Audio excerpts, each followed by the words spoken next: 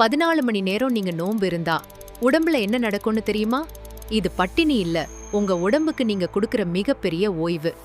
8 மணி நேரத்துல சாப்பாடு செரிமானம் ஆகி ரத்தத்துல இருக்கிற சர்க்கரை அளவு குறையும். இன்சுலின் லெவல் குறைஞ்சு உடம்பு ஹீலிங் மோட்க்கு மாற ரெடி ஆகும்.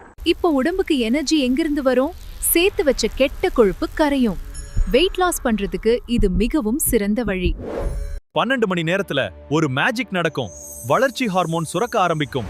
இது உங்க தசைகளை பலப்படுத்தும், வயசான தோற்றத்தை மாத்தும். சரியாக 14வது மணி நேரத்துல ஆட்டோபேசி ஆரம்பிக்கும். அதாவது பழுதான செல்களை உடம்பே அழிச்சு புதுசா மாத்தும். கேன்சர் வராம தடுக்க இதுதான் இயற்கையான வழி. சாப்பிட்டா தூக்கம் வரும், ஆனா நோன்பு இருந்தா மூளை சுறுசுறுப்பாகும், ஞாபக சக்தி அதிகமாகும், மனசு அமைதியா தெளிவா இருக்கும். இந்த நோன்பு காலத்தை உடம்பையும் மனசையும் சுத்தம் பண்ற வாய்ப்பா மாத்திக்கோங்க. பலரும் பயனடைய இந்த வீடியோவை அதிகம் ஷேர் பண்ணுங்க.